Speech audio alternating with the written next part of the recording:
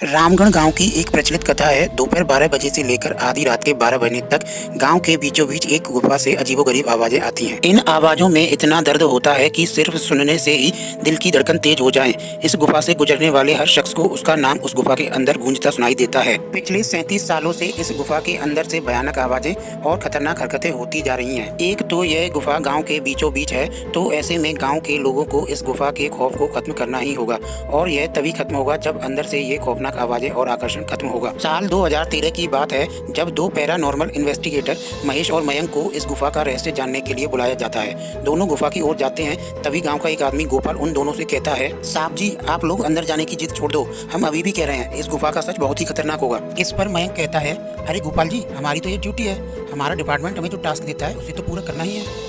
ये कहते हुए वे दोनों उस गुफा की ओर चल पड़ते हैं और शाम के करीब 7 बजे गुप्त तरीके से दोनों पैरानॉर्मल स्पेशलिस्ट उस भूतिया गुफा के अंदर पहुंचते हैं।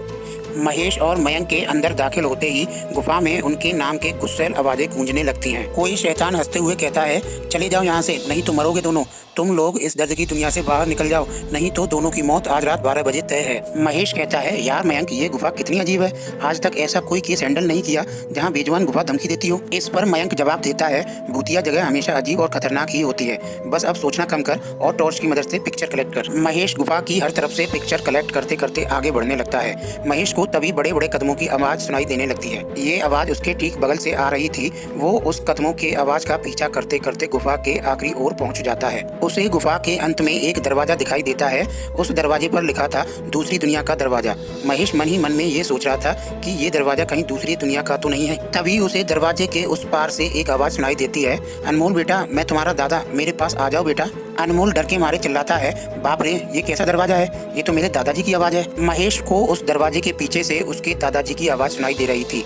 वो सुनकर महेश खुश और इमोशनल हो रहा था। किसी इमोशन में वो एक गलती करने जा रहा था।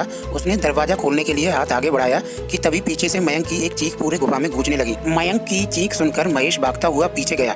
महेश मयंक के पास पहुंचा, वह बिल्कुल नॉर्मल खड़ा था, जैसे कुछ हुआ ही ना हो। महेश नाराज होकर बोलता है, मयंक ये कैसा गंदा मजाक है, अभी तुम चीखे क्यों? मयंक हल्का मुस्कुराता चुपचाप खड़ा रहा। इसके बाद महेश मयंक को उस दरवाजे की ओर चलने का इशारा देता है। दोनों उस गुफा के अंत में उस दरवाजे की ओर पहुंचते हैं जहां से दूसरे दुनिया का रास्ता शुरू होता है। महेश मयंक से कहता है, ये देखो मैंने अभी तुरंत कुछ देर पहले अपने दादाजी की आवाज इस दरवाजे के पीछे से सुनी, मुझे लगता है इसके पीछे मरे हुए लोगों की दुनिया है। मयंक बोला, तो ये दरवाजा खोलकर देख लो ना। महेश जवाब में कहता है, सही कहा, मैं दरवाजा खोलता हूँ। महेश दरवाजा खोलने ही वाला था कि तभी उसकी नजर मयंक के शरीर पर पड़ती है। महेश मयंक से कहता है, यार जब तुम इस गुफा में आए थे तब तुमने सफेद शर्ट और नीली जीन्स पहनी थी, और अभी तुमने काली जीन्स और लाल शर्ट पहनी है। भाई आखिर तुमने कपड़े कब बदले? तभी मयंक के दांत बाहर आने लगते हैं, उसका कद बड़ा होने लगता है, उसके हाथ के नाखून बड़े होने लगते हैं और वो पूरी तरह से एक शैतान बन चुका था। वह डरावनी हंसी के साथ एक भारी आवाज में कहता है, तेरे मयंक को मैंने 10 मिनट पहले ही उस दरवाजे के पार भेज दिया जब तुमने उसकी चीख सुनी थी। महेश डरते हुए बोला,